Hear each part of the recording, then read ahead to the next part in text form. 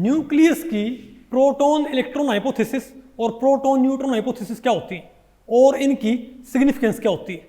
नमस्ते, मेरा नाम मनदीप दलाल है और इस लेक्चर में हम इन्हीं प्रश्नों के उत्तर खोजने की कोशिश करेंगे।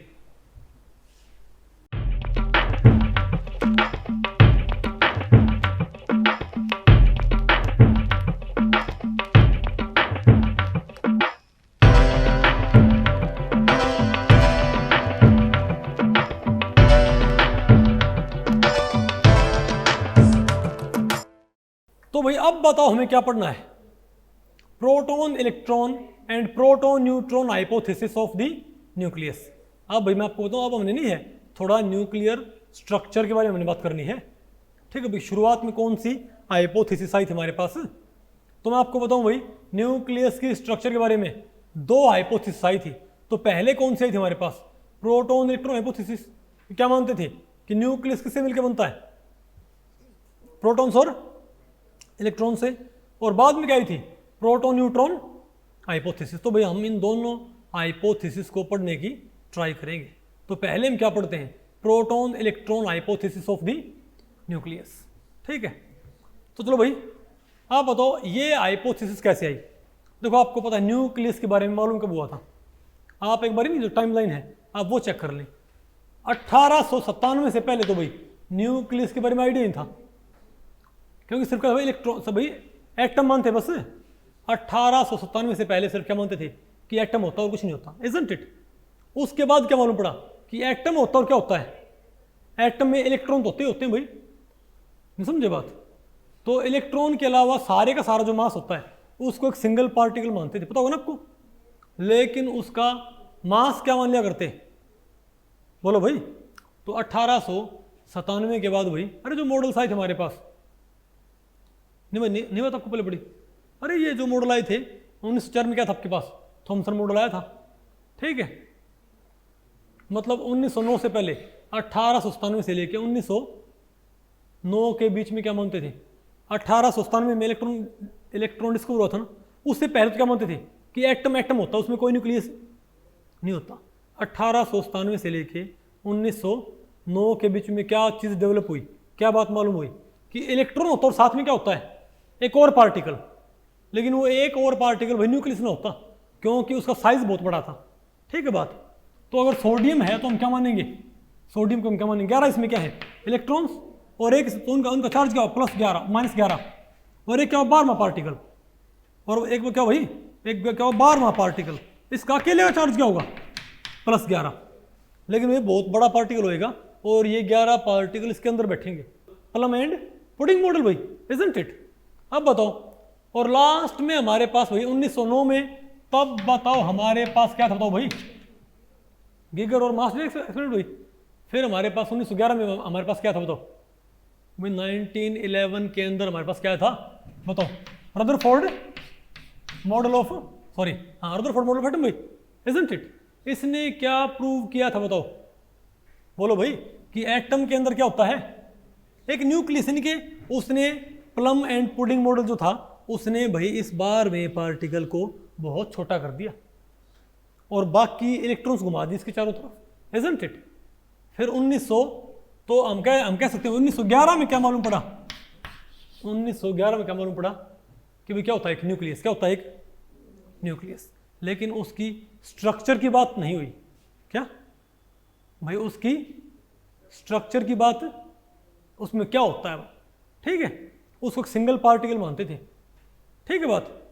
और 1917 तक फिर वो यही मानते रहे। तो 1917 तक 1917 तक बताओ फिर क्या मानते भाई, 1917 तक क्या मानते थे, 1911 से लेके 1917 तक बताओ क्या मानते थे कि एटम कैसे मिलके बनता है, कि जो उसका मास नंबर हो ना उतने मास का एक सिंगल पार्टिकल बना दो, बना दिया। जितना मास हो एटम का उतने मास के बराबर क्या बना दो एक सिंगल पार्टिकल, और जितने क्या उसमें इलेक्ट्रॉन उतना ही पॉजिटिव क्या बना दो उसका चार्ज, दैट्स इट।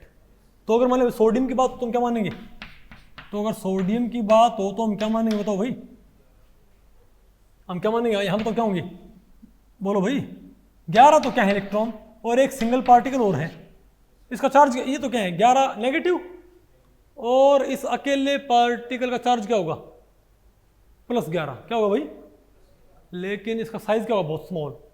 तो सारा मास यानी जो 23 यूनिट मास है वो एक सिंगल पार्टिकल के अंदर क्या होता है कंडेंस्ड, और ये बहुत स्मॉल साइज का होता है।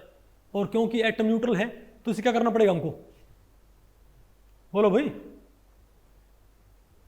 प्लस प्लस प्लस 11 भाई प्लस, तो क्या मानते थे कि +11 चार्ज का एक सिंगल पार्टिकल होता है, +11 चार्ज का एक सिंगल पार्टिकल होता है जिसके अराउंड -1 वाले 11 पार्टिकल बाहर घूमते हैं। बात आपको पहले पड़ गई। हालांकि प्रोटॉन्स डिस्कवर हो चुके थे, लेकिन वो क्या मानते थे कि हाइड्रोजन एटम का न्यूक्लियस, उसे क्या मानते थे कि वो सिर्फ किसका न्यूक्लियस है, हाइड्रोजन एटम का। लेकिन जब 1917 में मालूम पड़ गया कि भाई हाइड्रोजन एटम का न्यूक्लियस औरों के न्यूक्लियस बनाने में काम आता है, क्या यानी जो क्या है हैवियर एटम, जो हैवियर एटम्स हैं उनके न्यूक्लियस किससे मिलकर बनते हैं, हाइड्रोजन एटम से। तो उसके बाद ये मानने लगे कि भाई होना हो बाकी जो और भाई ये बात कब तक मानते रहे, 1932 तक, जब तक क्या डिस्कवर नहीं हुआ, न्यूट्रॉन। पता होगा ना आपको। तो 1917 के बाद बताओ क्या मानने लगे भाई, बताओ फिर क्या बोलते भाई कि अगर सोडियम का मास क्या है 23, अगर सोडियम का मास क्या है 23 है, 1917 के बाद भाई जब मालूम पड़ गया कि औरों के न्यूक्लियस में क्या होता है, हाइड्रोजन न्यूक्लियस, मतलब और एटम्स के न्यूक्लियस हाइड्रोजन के न्यूक्लियस से मिलकर बनते हैं। और क्योंकि हाइड्रोजन के न्यूक्लियस का मास कितना होता है, 1 यूनिट, कितना होता है, तो क्या मानते हैं कि जितना मास है औरों के न्यूक्लियस का उतने ही उसमें क्या होने चाहिए, हाइड्रोजन के पार्टिकल। एक बोरी है उसमें एक उपले का वेट 1 किलो है, पता ना आपको उपला क्या होता है भाई, क्या बोलते उसको, काउडन केक, पता होगा ना आपको भाई। तो जो उपले हैं उसको गोसे भी बोलते हैं, इजंट इट। तो मान लिया एक गोसे का वेट कितना भाई 1 किलो। तो अगर किसी बोरी का वेट क्या है, बोरी का वेट आपने नेगलेक्ट करना है। अगर एक बोरी भाई 50 किलो की है, उसमें पक्का क्या होंगे 50 गोसे, इजंट इट, बोलो भाई, ठीक है। ये तो भाई बोलो भाई।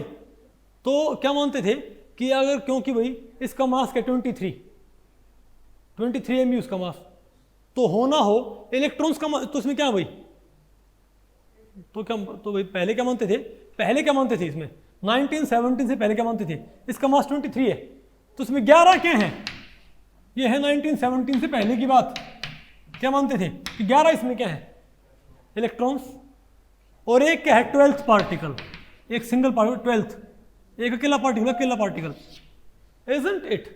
तो 11 तो क्या है स्मॉल पार्टिकल्स, और एक क्या भाई लार्ज पार्टिकल, सॉरी अरे भाई न्यूक्लियस है तो स्मॉल पार्टिकल ही, लेकिन सारा मास कहाँ है इसी के अंदर, नहीं बात आपको पहले पड़ी। तो 11 तो क्या है इलेक्ट्रॉन, और 12वां क्या है ये न्यूक्लियस, ठीक है बात। और इसका चार्ज क्या है +11, ताकि क्या हो जाइए न्यूट्रॉन। लेकिन फिर भाई 1917 के बाद क्या पता लग गया कि भाई इसका न्यूक्लियस तो किससे मिलकर बना होगा, हाइड्रोजन के न्यूक्लियस से, हाइड्रोजन के न्यूक्लियस से, इजंट इट। तो अगर इसका मास क्या है 23, इसका चार्ज क्या है, इस 12th पार्टिकल का चार्ज क्या है, 1917 से पहले क्या मानते थे, इस 12th पार्टिकल का मास क्या होना चाहिए 23 यूनिट, और चार्ज क्या होना चाहिए इसका +11, ठीक है बात। लेकिन अब ये पता लग गया भाई कि औरों के न्यूक्लियस में तो हाइड्रोजन के न्यूक्लियस होते हैं, तब आपने प्रूव करना पड़ेगा ना भाई कि इसमें कैसे होते होंगे। तो आपको इसका मास 23 है, और क्योंकि हाइड्रोजन के न्यूक्लियस का मास क्या होता है 1 एमयू, तो इसका मास क्या होना पड़ेगा, बोलो भाई। तो 1917 के बाद क्या होगा, हम क्या बोलेंगे 11 इसमें क्या है इलेक्ट्रॉन बाहर, 11 इसमें क्या है इलेक्ट्रॉन बाहर, और होना हो इसके अंदर क्या भाई, इस न्यूक्लियस में क्या बताओ 23 प्रोटॉन, 23 हाइड्रोजन के न्यूक्लियाई से ही मिलकर बना होगा, क्योंकि इसका मास 23 है, इजंट इट, बोलो भाई। तो इसका मास क्या हो गया जस्टिफाई होगा ना भाई मास इसका मास जस्टिफाई हुआ कि नहीं हुआ भाई। लेकिन दिक्कत होगी एक, बताओ क्या, बोलो भाई। यहां पर चार्ज क्या है इसका +23, और ये क्या है भाई, यहां पर तुम क्या मान रहे थे कि इसे एक सिंगल पार्टिकल का चार्ज क्या है +11, मास क्या है 23, तो 23 मास ने ये एक्सप्लेन कर दिया, और न्यूट्रलिटी किसने एक्सप्लेन कर दी, 11 और 11 इलेक्ट्रॉन -11, अकेला +11 न्यूट्रल, नहीं है क्या। लेकिन अब दिक्कत क्या बताओ भाई, आपने 23 मास को जस्टिफाई करने के लिए इसमें 23 गोसे भर तो दिए, 23 प्रोटॉन आपने भर तो दिए भाई, लेकिन 23 प्रोटॉन चार्ज कितना ले आएंगे +23, इजंट इट। बोलो भाई, मास तो क्या होगा 23 एक्सप्लेन, लेकिन यहां अंदर क्या है +23 और बाहर क्या है -11, तो क्या आएगा मेरे पास नेट चार्ज, तो +12 हमारे पास क्या होना चाहिए भाई, यानी इसका मतलब तो भाई सोडियम एटम पे क्या होना चाहिए +12 चार्ज। लेकिन होता क्या हुआ एक्सपेरिमेंटली न्यूट्रल, तो उसको न्यूट्रल रखने के लिए वो तो क्या करना पड़ेगा भाई, वो बोले कि इसके अंदर क्या होते होंगे 12 इलेक्ट्रॉन इसमें और भी होते होंगे, क्या यानी न्यूक्लियस किससे मिलकर बना हुआ है बताओ, 23 प्रोटॉन और 12 इलेक्ट्रॉन से भाई, यानी कि वो कायदे से हम देखें तो इसमें 23 क्या है प्रोटॉन और 23 से क्या होगा इसमें इलेक्ट्रॉन, लेकिन अंतर क्या है इस मेथड में 11 इलेक्ट्रॉन तो क्या है बाहर और 12 इलेक्ट्रॉन कहाँ है अंदर, इससे क्या हो जाएगा 23 प्रोटॉन 23 इलेक्ट्रॉन, ओवरऑल क्या आएगा ये न्यूट्रल, न्यूट्रल भी हो गया। देखो उन्होंने ये एक तीर से कई शिकार कर दिए भाई, साइंटिफिक कम्युनिटी ने एक तीर से क्या किए कई शिकार, कैसे वो कहते हैं ना टू किल, अरे भाई वो कहते हैं to kill two, sorry killing 2 birds with one stone, isn't it. अरे बोलो भाई, बताओ अब बताओ, तो बताओ भाई 23 तो क्या है इसमें 12 इसमें क्या इलेक्ट्रॉन, बोलो भाई अब 23 प्रोटॉन 23 क्या है इलेक्ट्रॉन, तो ओवरऑल क्या हो गया न्यूट्रल, बस अंतर क्या है 11 इलेक्ट्रॉन्स क्या है बाहर है और 12 इलेक्ट्रॉन्स क्या है अंदर, तो न्यूट्रलिटी आएगी। दूसरा इससे मास भी क्या होगा जस्टिफाई 23 हो गया 23 भाई, क्योंकि 12 इलेक्ट्रॉन बढ़ाने पर मास तो कुछ बढ़ेगा नहीं है क्या आपको। और इसका एक फायदा और हो गया भाई, इन्होंने न्यूक्लियस के अंदर एक बॉन्डिंग की थ्योरी भी दे दी कि न्यूक्लियस क्यों बंध रहा होगा, क्योंकि इसमें क्या है 23 प्रोटॉन है, तो अगर अकेले बोले भाई ये तो बिल्कुल ठीक बात है, अगर 23 प्रोटॉन रखेंगे हम क्या रखेंगे,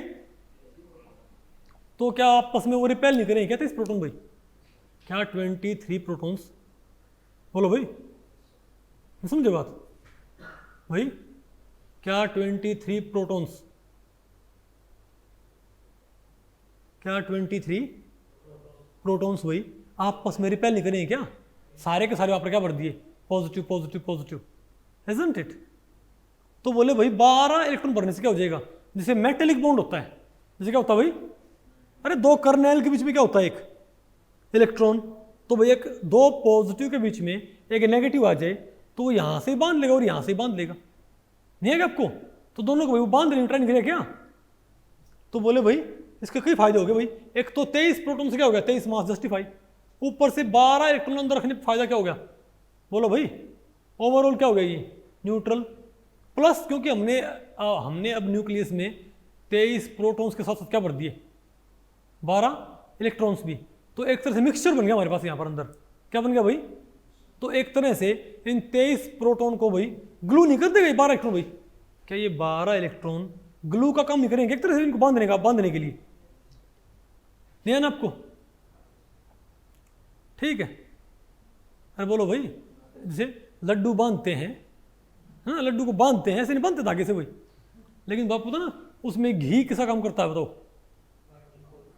है ना उसको, अरे बोलो भाई ठीक है, ऐसे नहीं हलवाई होते हैं ऐसे, नहीं पता आपको भाई, अरे शादी में पता न्यू रखा करती न्यू रखा फटाफट, ओके तो बताओ भाई।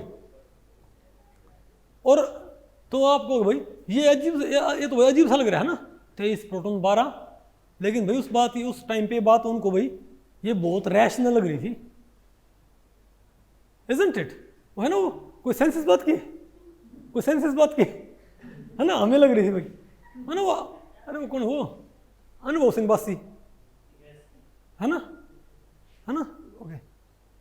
तो बताओ भाई, तो 23 प्रोटॉन और 12 भाई, उस वक्त इसकी पूरी साइंस लग रही थी बिल्कुल, क्योंकि बीटा पार्टिकल्स निकलते हैं न्यूक्लियस से भाई, क्योंकि ड्यूरिंग रेडियो एक्टिविटी क्या निकलते हैं, बीटा पार्टिकल्स।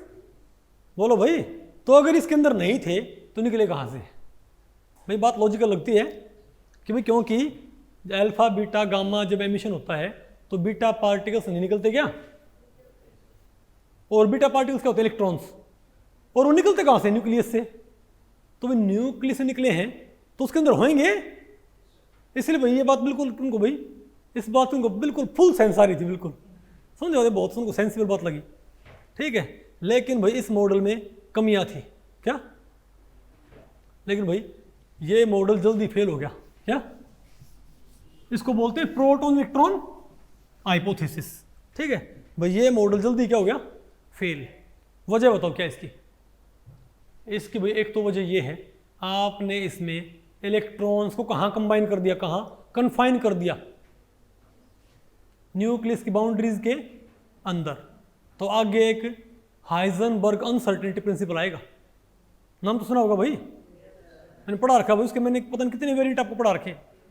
तो हाइजेनबर्ग अनसर्टेनिटी प्रिंसिपल क्या बोलता है कि भाई, अगर आप पोजीशन कैलकुलेट करने, अगर पोजीशन में अनसर्टेनिटी बढ़ेगी तो मोमेंटम की अनसर्टेनिटी घटेगी, और अगर पोजीशन की अनसर्टेनिटी घटेगी तो मोमेंटम की अनसर्टेनिटी बढ़ेगी, इजंट इट। तो एक फॉर्मूला होता है ना बस, भाई delta X dot M delta V, पता होगा ना, H upon 4 pi, isn't it. समझे बात। तो अगर आप इलेक्ट्रॉन की अनसर्टेनिटी इन पोजीशन क्या रख दो, अगर आप इलेक्ट्रॉन की अनसर्टेनिटी इन पोजीशन आप क्या रख दो भाई, diameter of the nucleus, diameter है ना भाई, अरे बोलो भाई, तो हमारे पास तो क्या आएगी, तो भाई हमारे पास, अरे भाई आप क्या मानो कि इलेक्ट्रॉन न्यूक्लियस के बाहर नहीं आता, तो उसके अनसर्टेनिटी इन पोजीशन क्या होनी चाहिए भाई, फौरी तौर पे डायमीटर ऑफ द न्यूक्लियस। तो यहाँ से जब आप वेलोसिटी मालूम करोगे तो अनसर्टेनिटी इन वेलोसिटी लाइट की वेलोसिटी से क्या जाएगी, ज़्यादा। तो ये बात क्या बोलती है कि इलेक्ट्रॉन न्यूक्लियस के अंदर कन्फाइन होके, अगर हम मान लें कि इलेक्ट्रॉन न्यूक्लियस के अंदर रहता है, देखो कोई बात आपने गलत साबित करनी हो ना तो पहले उसको मान लिया करो कैसा होता है, ठीक है। अब कोई बोले, ठीक है, कोई बोले भाई कि मैं 500 किलोमीटर पर आवर की रफ्तार से भाग सकता हूँ, तो उसको आप मान लोगे भाई, लेकिन फिर आप उसको ये बोलोगे आप तुम्हें उस इतने वक्त में वहाँ पहुँचना है, वो वहाँ नहीं पहुँच पाएगा, अपने आप क्या हो जाएगा भाई, प्रूव हो जाएगा कि ये झूठ बोल रहा था, इजंट इट। क्योंकि आंसर ऐसा आ जाएगा भाई जो क्या है इम्पॉसिबल। कोई ये बोलते मैं 500 किलोमीटर पर आवर की रफ्तार से भाग सकता हूँ भाई, इजंट इट, ठीक है। तो भाई अब इसके अकॉर्डिंग तो भाई फिर तो उस इंसान को भी बहुत ज़्यादा दूरी बहुत कम समय में तय करनी चाहिए ना, लेकिन आप उसको भाई मान लिया फ़ोन करते हो और वो आता है कोई 2 घंटे में, इसका मतलब उसकी बात क्या है, गलत। तो सिमिलरली भाई कोई बात आपने गलत साबित करनी हो तो उसको पहले मान लो ऐसा होता हो तो क्या हो, अगर आपका आंसर क्या जाए इम्पॉसिबल, मतलब जो बात आपने मानी वो बात क्या है, गलत। तो अगर मैं ये मान लेता हूँ कि हाँ इलेक्ट्रॉन न्यूक्लियस के अंदर कन्फाइन होकर रहता है, तो उसकी अनसर्टेनिटी कन्फाइन होके, मैंने नहीं बोला उसके अंदर नहीं रहता, आपको पता है एस इलेक्ट्रॉन न्यूक्लियस के अंदर भी रहता है और उसके बाहर भी, यहाँ पर बात करूँ कन्फाइन होके, तो उसके बाहर आए ना बिल्कुल भी। तो अगर मैं ये मान लूँ कि इलेक्ट्रॉन न्यूक्लियस के अंदर रहता है कन्फाइन होके, बिल्कुल भाई कन्फाइंड है, उसे बाहर आता ही नहीं, तो उसकी अनसर्टेनिटी इन वेलोसिटी इतनी ज़्यादा आ जाएगी कि वो लाइट की वेलोसिटी से भी क्या ज़्यादा, और आपको पता है लाइट की वेलोसिटी से ज़्यादा वेलोसिटी पॉसिबल नहीं होती, इजंट इट। तो आंसर कैसा आएगा, इम्पॉसिबल, मतलब जो बात मानी वो क्या है, गलत। और भी कई लॉजिक हैं, और भी क्या हमारे पास है, कई दूसरे लॉजिक्स भी हैं। बताओ, एक भाई अगर इलेक्ट्रॉन न्यूक्लियस के अंदर बाउंड होकर रहता है तो उसकी वेवलेंथ क्या होनी चाहिए। अब इलेक्ट्रॉन क्या होता है, वेव कैरेक्टर भाई, इलेक्ट्रॉन के पास क्या होता है, वेव कैरेक्टर। अगर वो उसके अंदर रहता है, इसके अंदर भाई न्यूक्लियस के अंदर, तो उसकी वेवलेंथ किसके बराबर होनी चाहिए, उसकी वेव सिर्फ कहाँ तक कन्फाइन होनी चाहिए, न्यूक्लियस के रेडियस तक, न्यूक्लियस के भाई न्यूक्लियस के रेडियस से शुरू हो बस, और बाउंड्रीज पे क्या हो जाए, खत्म हो जाए, है ना। तो लैम्डा क्या होनी चाहिए, तो इलेक्ट्रॉन की वेवलेंथ क्या होनी चाहिए, रेडियस के बराबर भाई, इजंट इट। अब एनर्जी क्या होती है बताओ, एनर्जी होती है, बोलो भाई, एच न्यू होती होगी। अब न्यू क्या होता है बताओ भाई, एच न्यू क्या होता है, सी बाई लैम्डा, इजंट इट कि नहीं आपको भाई। अब तो लैम्डा क्या होता है, H upon M V, lambda क्या होता है, और एम वी क्या होता है बताओ भाई, एम वी क्या होता है, एच अपॉन लैम्डा। अरे बोलो भाई, तो एच अपॉन लैम्डा क्या होता है बताओ। अब एम वी क्या होता है, मोमेंटम, एम वी क्या होता है, मोमेंटम भाई। आपको पता है एनर्जी क्या होती है, एच न्यू या H C by lambda, isn't it. अब लैम्डा क्या होता है, एच अपॉन एम वी, तो एम वी क्या आ गया, H upon lambda, M V P भी होता ना मोमेंटम, तो मोमेंटम क्या है, एच अपॉन लैम्डा। तो मैं यहाँ पर मोमेंटम क्या रख सकता हूँ, एच अपॉन लैम्डा को आप किससे हटा दो भाई, मोमेंटम से क्या है, पी सी, इजंट इट। बोलो क्या बस ये पी सी, ठीक है।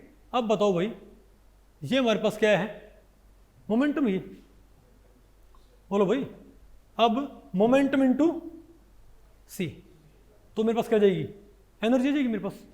यानी भाई सिंपल सी बात है, अगर मैंने यहां पर क्या पुट कर दी, एनर्जी, सॉरी, अगर मैंने यहां पर क्या पुट कर दी, वेवलेंथ, इजंट इट, तो मेरे पास एनर्जी बहुत ज्यादा आएगी ना। अरे बोलो भाई, तो अगर मैं वेवलेंथ क्या पुट कर दूं, अगर मैं वेवलेंथ क्या पुट कर दूं, रेडियस के बराबर, रेडियस के बराबर, तो पता है एनर्जी कितनी आएगी, तो एनर्जी क्या आएगी बीटा पार्टिकल की, तो एनर्जी बीटा पार्टिकल होनी चाहिए भाई तकरीबन 100-200 मेगा इलेक्ट्रॉन वोल्ट, नहीं है आपको। तो भाई बीटा पार्टिकल की एनर्जी क्या होनी चाहिए, 100-200 मेगा इलेक्ट्रॉन वोल्ट होनी चाहिए भाई। यानी अगर इलेक्ट्रॉन कहाँ कन्फाइन हो गया रहता हो, न्यूक्लियस के अंदर, तो उसकी एनर्जी बहुत ज़्यादा होनी चाहिए। लेकिन जब एक्चुअल में बीटा पार्टिकल समिट होते हैं तो उनकी एनर्जी कहीं कम होती है। यानी इस बात का सबूत हो भाई, यानी अगर इलेक्ट्रॉन कहाँ रहता, न्यूक्लियस के अंदर बाउंड होके, तो यहाँ से मैं भाई, तो उसकी वेवलेंथ क्या होती, रेडियस के बराबर।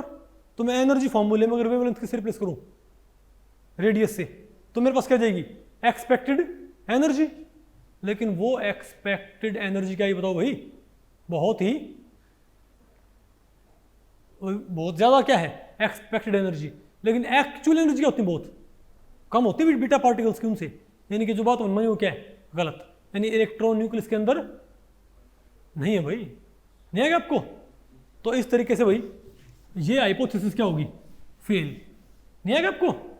इसकी भाई और भी लिमिटेशन है, और बताओ क्या लिमिटेशन इसकी, ये हाइपोथेसिस और कैसे गलत है भाई, ये और ऐसे गलत है। आपको पता है इलेक्ट्रॉन का मैग्नेटिक मोमेंट क्या होता है, ज़्यादा, और प्रोटॉन का मैग्नेटिक मोमेंट क्या होता है, कम। इलेक्ट्रॉन से मैग्नेटिक मोमेंट क्या बनता है, ज़्यादा बनता है भाई, ओके। और प्रोटॉन से मैग्नेटिक मोमेंट क्या बनता है, कम बनता है।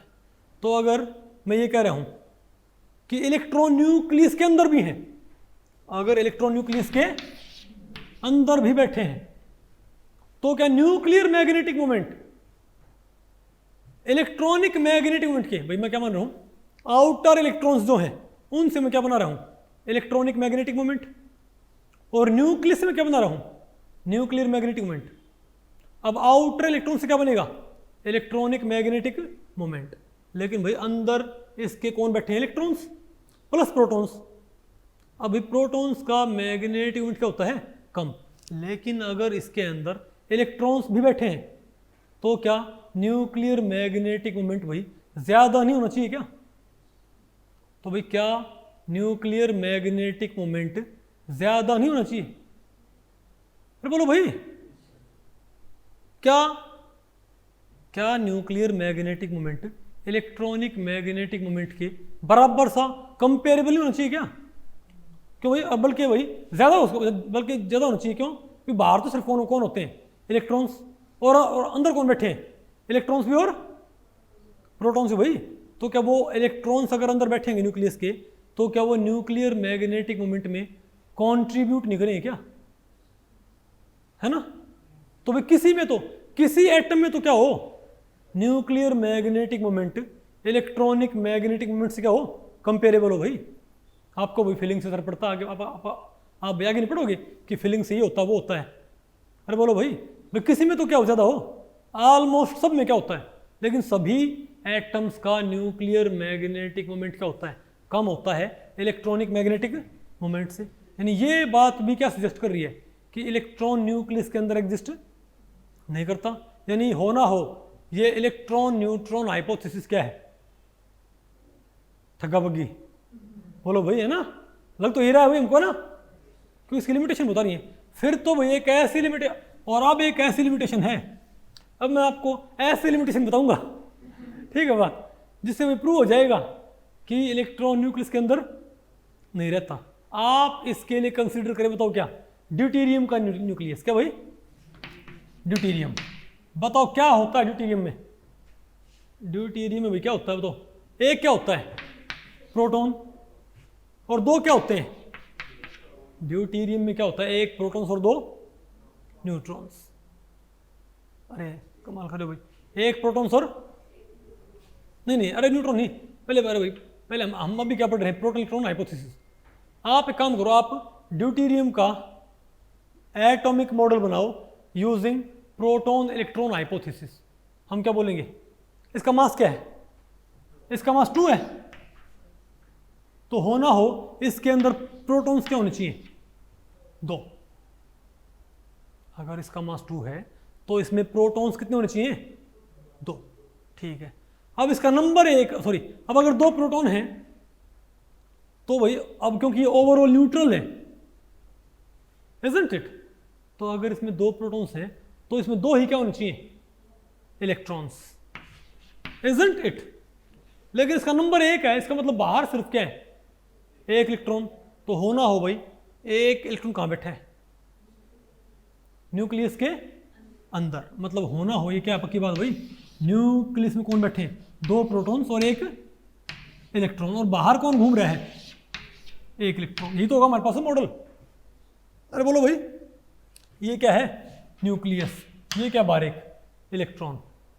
तो आप एक काम करें भाई, अब इसकी इलेक्ट्रॉनिक स्पिन क्या होती है, हाफ, और हमको पता भी भाई इसकी हाफ होती है, बाहर 1 इलेक्ट्रॉन ना, इसकी इलेक्ट्रॉनिक स्पिन क्या होनी चाहिए, हाफ ही होती है, कोई दिक्कत नहीं ना।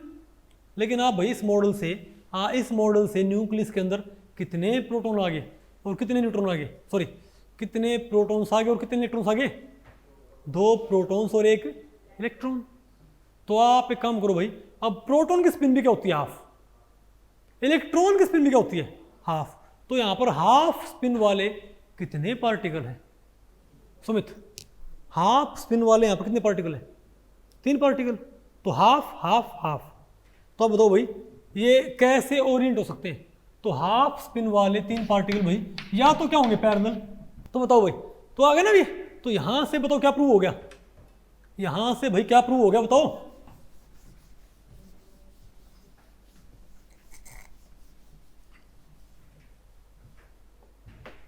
अरे भाई यहां से बताओ क्या प्रूव हो गया कि इलेक्ट्रॉन न्यूक्लियस के अंदर नहीं होता, इलेक्ट्रॉन प्रोटॉन हाइपोथेसिस क्या भाई, ये ठीक नहीं है, इजंट इट। अब बताओ क्या, फिर क्या है हमारे पास, प्रोटॉन न्यूट्रॉन हाइपोथेसिस। अब आपको पता भाई चैडविक ने न्यूट्रॉन डिस्कवर कर दिया, चैडविक ने भाई न्यूट्रॉन डिस्कवर कर दिया, और न्यूट्रॉन की डिस्कवरी के बाद क्या बात प्रूव होगी कि भाई न्यूक्लियस के अंदर कौन होते हैं, न्यूट्रॉन्स और प्रोटॉन्स।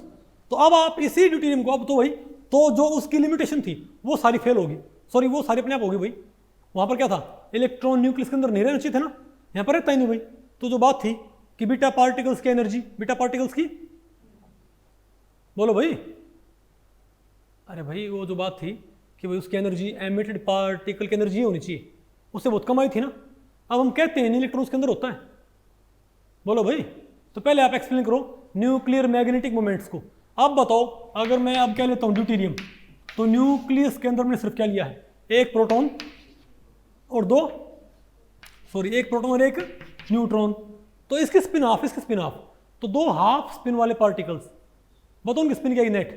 अगर दोनों हाफ स्पिन वाले पार्टिकल्स के हैं पैरेलल, तो स्पिन क्या आ जाएगी, हाफ हाफ 1, और पेड तो क्या जाएगी 0। तो क्या होना चाहिए, 0 या 1 होनी चाहिए ना भाई। तो यहां पर पॉसिबिलिटी क्या आती है स्पिन की, 0 और 1, और क्या होती है स्पिन इसकी 1 आगे ना भाई। ठीक, यानी जो इसने क्या दी पॉसिबिलिटी वो सारी क्या होगी, उनमें से आ रही है आंसर, उनमें से आंसर आ रहा है, नहीं है क्या आपको। अच्छा और बताओ भाई, और बताओ, और क्या है, प्रोटॉन नहीं, अरे भाई और क्या था हमारे पास। अच्छा और बताओ और क्या था हमारे पास, न्यूक्लियर मैग्नेटिक मोमेंट्स एक्सप्लेन करो। भाई इसमें इलेक्ट्रॉन है ही नहीं, इसमें इलेक्ट्रॉन्स, इसमें सिर्फ कौन कौन है, प्रोटॉन्स और न्यूट्रॉन्स। और न्यूट्रॉन्स क्या है, न्यूट्रल, प्रोटॉन्स के ऊपर क्या है चार्ज, और प्रोटॉन्स का मैग्नेटिक मोमेंट बहुत कम होता है, तो इसीलिए भाई इलेक्ट्रॉन जब यहाँ पर है ही नहीं, तो न्यूक्लियर मैग्नेटिक मोमेंट में सिर्फ कौन कॉन्ट्रीब्यूट करेंगे, प्रोटॉन्स। इसीलिए भाई न्यूक्लियर मैग्नेटिक मोमेंट क्या होनी चाहिए, कम, और कम ही होते हैं, इजंट इट। अच्छा बताओ भाई, ये भाई आपको ये मॉडल तो बहुत अच्छा है, इजंट इट। फिर भाई लेकिन इसके ऊपर फिर भाई अब वो बोलेंगे प्रोटॉन इलेक्ट्रॉन हाइपोथेसिस वाले बोलेंगे कि ये बताओ पहले बात तो भाई, जब आपके मॉडल में अंदर इलेक्ट्रॉन ही नहीं है यहाँ पर, तो एमिट कहाँ से हुआ भाई, क्योंकि बीटा पार्टिकल एमिट तो होता है। तो ये बात आगे आगे मालूम पड़ेगी कि एक न्यूट्रॉन न्यूक्लियर रिएक्शंस के जरिए किस में कन्वर्ट हो सकता है, एक इलेक्ट्रॉन भाई न्यूक्लियर रिएक्शन के जरिए किस में कन्वर्ट हो जाएगा, बोलो भाई, एक प्रोटॉन में किसमें, और प्लस एक इलेक्ट्रॉन में, और मेरे ख्याल से न्यूट्रिनो होता है, क्या होता है न्यूट्रिनो। तो ये एक इलेक्ट्रॉन तो क्या बन गया, सॉरी न्यूट्रॉन तो क्या बन गया एक प्रोटॉन, और क्या बन गया एक इलेक्ट्रॉन, यानी ये बीटा पार्टिकल उसी वक्त बनता है, और फिर क्या होता है वहां से एमिट, बीटा पार्टिकल उसी वक्त बनता है और वहां से फिर क्या होता है ये एमिट होता है, इजंट इट। नहीं बात आपको पहले पड़ी भाई, बीटा पार्टिकल उसी वक्त बनता है और वहां से क्या हो जाएगा ये एमिट हो जाएगा। तो ये क्या बोलती है, ये थ्योरी क्या बोलती है भाई, ये हाइपोथेसिस क्या बोलती है कि इलेक्ट्रॉन उसके अंदर थे नहीं, बने और निकल गए उसी वक्त, ठीक है बात। और बताओ, अरे बोलो भाई। अब आप मुझे बताओ भाई कि एक प्रोटॉन और एक, अच्छा ये तो चलो भाई प्रूव हो गया कि भाई ये बीटा एमिशन को जस्टिफाई कर सकती है, इजंट इट। अब भाई ये भी कहेंगे कि ये बताओ अब कि तुमने बीटा एमिशन तो जस्टिफाई कर दिया, लेकिन यहां पर अब आपने प्रोटॉन और न्यूट्रॉन भर दिए। अब प्रोटॉन सारे क्या पॉजिटिव, न्यूट्रॉन क्या है न्यूट्रल, तो क्या यहां पर रिपल्शन नहीं होगा भाई, क्योंकि उनके मॉडल में अंदर कौन थे प्रोटॉन्स और इलेक्ट्रॉन्स, तो उनका आपस में क्या होगा अट्रैक्शन। भाई वहां पर प्रोटॉन्स और इलेक्ट्रॉन्स का आपस में क्या होगा अट्रैक्शन ही होगा क्या, इजंट इट। तो अगर भाई प्रोटॉन्स और इलेक्ट्रॉन्स का अट्रैक्शन होएगा, यहां पर तो सारे क्या है प्रोटॉन्स, तो यहां पर सिर्फ क्या होगी इलेक्ट्रोस्टैटिक फोर्स ऑफ रिपल्शन होगी भाई, यहां पर वही अट्रैक्शन पॉसिबल है ना भाई, उन्होंने तो प्रोटॉन्स और इलेक्ट्रॉन्स मिक्स कर दिए थे, तो वहां पर electrostatic force of attraction possible थी कि एक इलेक्ट्रॉन दो प्रोटॉन्स के बीच में आ जाए तो दोनों को बांध लेगा, इजंट इट। अब सारे क्या है प्रोटॉन्स है न्यूट्रॉन्स, न्यूट्रॉन्स क्या न्यूट्रल, प्रोटॉन्स क्या है पॉजिटिव, तो क्या है यहाँ पर सिर्फ क्या होगी इलेक्ट्रोस्टैटिक फोर्स ऑफ रिपल्शन होगी ना। तो इसको आप कैसे बैलेंस कर सकते हो भाई, तो भाई इसका इन्होंने आंसर क्या दिया न्यूक्लियर फोर्सेस। पता होगा ना आपको कि भाई जो प्रोटॉन्स और न्यूट्रॉन्स हो क्या करते हैं आपस में पाई मिसॉन्स के जरिए क्या करते हैं भाई उनका एक्सचेंज, और एक्सचेंज में क्या बनता है अट्रैक्शन, याद रखो एक्सचेंज से अट्रैक्शन बनता है, ठीक है। फॉर एग्जाम्पल आप ही मानो कि आप ना गाँव दे आते हो भाई, अगर दो घर आसपास हैं तो वहाँ पर अगर मान ले भाई उनमें बार्टर सिस्टम है, अगर वहाँ पर भाई आपस में नहीं वो सब्जी अरे साग सब्जी भाई उसका आदान प्रदान करते रहते हैं, मान लिया एक ने भाई मान लिया एक जो परिवार उन्होंने भाई घिया बो रखी हैं या भाई क्या बोलते हैं बताओ बो रखे हैं या आलू बो रखे हैं या और सब्जी या पालक बो रखी है, इजंट इट। तो भाई वो सारी सब्जी भाई आपको वो सारे पड़ोस में बांटी जाती है, इजंट इट। और भाई उनसे फिर भाई अगर मान लिया जो दूसरे हैं भाई उनके कई सारे भैंसे हैं तो वहाँ से लस्सी आती है, तो जितना ज़्यादा क्या होता है बार्टर सिस्टम, तो क्या भाई परिवारों में उतना ही ज़्यादा एक तरह से भाई मुलाहिजा नहीं होता क्या, बोलो भाई क्या फिर परिवारों में मुलाहिजा नहीं होता क्या, अरे भाई मुलाहिजा जिसको हम क्या बोलते हैं में मुलाजा क्या बोलते हैं भाई, तुम जो तो सिमिलरली भाई ये जब पाई मिसॉन्स का आपस में एक्सचेंज करेंगे तो यहाँ पर भाई एक तरह से इनमें एक अट्रैक्शन क्रिएट नहीं हो जाएगा क्या भाई, उसे हम क्या बोलते हैं, न्यूक्लियर फोर्सेज। तो इसने बता दिया कि रिपल्सिव कि इलेक्ट्रोस्टैटिक फोर्स तो क्या चाहती हैं कि न्यूक्लियस टूट जाए, वो तो कौन सी फोर्सेज हैं, इलेक्ट्रोस्टैटिक फोर्सेज तो क्या चाहती हैं कि न्यूक्लियस टूट जाए, वो तो कौन सी फोर्सेज यहाँ पर, न्यूक्लियर फोर्सेज। वो बताओ क्या करती है, इसको बांधे रखती है। नहीं आएगा आपको, ओके।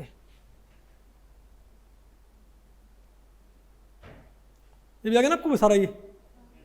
अब बताओ, according to proton electron hypothesis the nuclear spin of deuterium would be, भाई मैंने वुड बी क्यों बोला भाई, क्योंकि एक्चुअल में ऐसा होता नहीं, ठीक है। तो बताओ प्रोटॉन इलेक्ट्रॉन हाइपोथेसिस, हमने विल भी नहीं बोला, हमने वुड भी बोला है। प्रोटॉन इलेक्ट्रॉन हाइपोथेसिस के अकॉर्डिंग बताओ न्यूक्लियर स्पिन ड्यूटेरियम में क्या हो सकती है, क्या होगी, या तो हाफ होगी या 3/2 या दोनों में से कोई भी हो सकती है, या बताओ भाई नॉन, बताओ कौन सा है हमारे पास, सी ऑप्शन। नहीं है क्या भाई, आपको पता है, क्योंकि प्रोटॉन इलेक्ट्रॉन हाइपोथेसिस में हम क्या मानेंगे, यहाँ पर दो क्या है, प्रोटॉन्स और दो क्या है, इलेक्ट्रॉन्स। तो एक इलेक्ट्रॉन बाहर, तो अंदर कौन बैठे, दो प्रोटॉन और एक इलेक्ट्रॉन, तो 3 पार्टिकल्स हैं। तो 3 पार्टिकल्स में तो क्या करेंगे भाई, क्या हाफ और हाफ उनकी स्पिन है, तो क्या आएगा हमारे पास, अगर 3 पार्टिकल हाफ स्पिन वाले पेयर्ड है तो क्या आएगा, पैरेलल है तो 3/2, पेयर्ड तो क्या आएगा 1/2, इजंट इट। ठीक है भाई, तो भाई इस लेक्चर में इतना ही। अगर इस लेक्चर के बारे में आपके कुछ प्रश्न या सुझाव हैं तो आप मुझे नीचे कमेंट सेक्शन में पूछ सकते हैं, मैं उनके उत्तर देने की पूरी कोशिश करूंगा। तो भी ठीक है, मिलते हैं अगले लेक्चर में, तब तक के लिए नमस्ते।